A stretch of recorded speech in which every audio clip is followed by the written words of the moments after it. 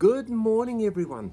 And today I'm going to introduce to you the fourth foundation stone for good health in all humans, which is our mental and emotional balance. Now, this is a really interesting subject. All of the information we're going to talk about has come directly from the scientific community. As with the previous videos, with the help of modern technology available to anyone, I find the genuine science direct from some of the world's leading scientists, convert it into easy speak so you can use our conversation and references that I provide as a baseline for your own discussions. And it means that you now have the knowledge to join the dots for yourself and have a greater understanding of exactly what's happening.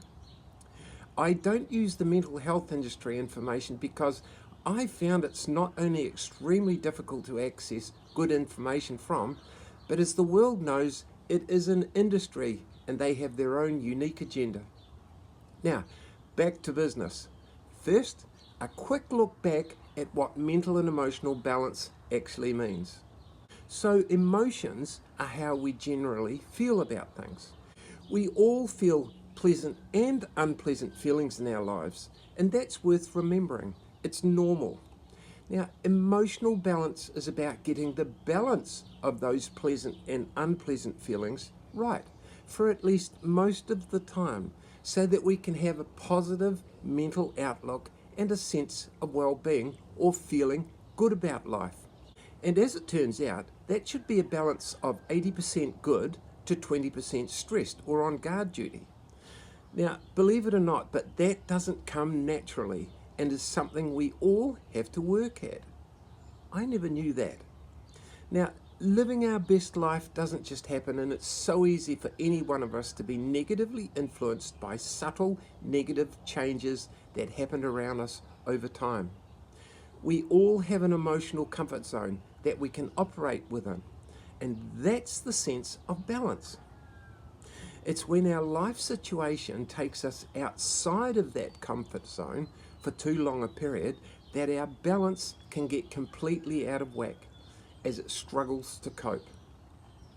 Now that means our stress response is elevated far too often in any day and has not been getting the opportunity in our busy life to calm and repair as it should. Now we've talked about this. Our nervous system becomes highly sensitized as it struggles to cope with the increased intensity of our senses. And as our stress response gradually ramps up, we experience sensations of anxiety.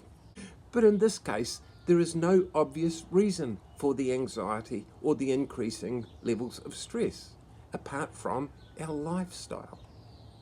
If everything continues without change, we can experience elevated feelings of anxiety, panic, and even terror on one extreme and levels of depression on the other end. They are extreme sensations because our whole system has become out of balance. Simple as that. Now remember that we humans operate in an ancient natural state of being on guard duty and subconsciously looking for the potential dangers in life all around us. And that is an ancient survival trait. It served us extremely well.